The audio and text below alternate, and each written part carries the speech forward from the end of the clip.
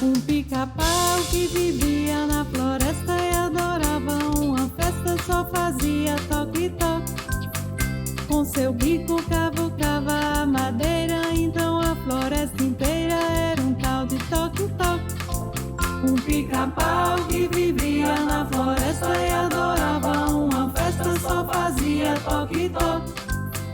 Com seu bico cavucava a madeira, então a floresta inteira era um tal de toque-toque.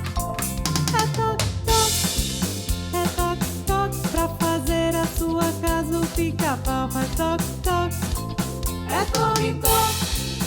toque-toque em cada árvore que pousa, o pica-pau faz toque-toque.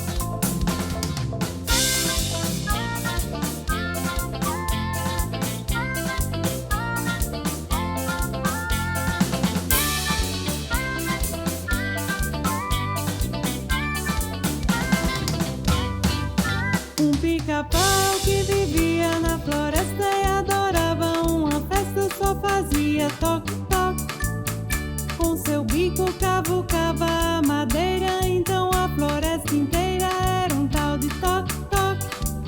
Um pica-pau que vivia na floresta e adorava uma festa, só fazia toque-toque.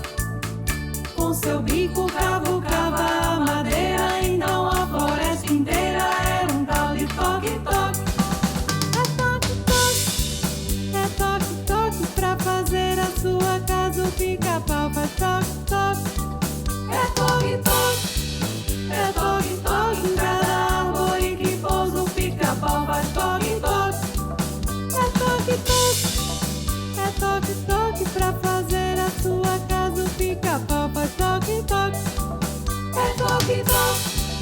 É toque-toque em cada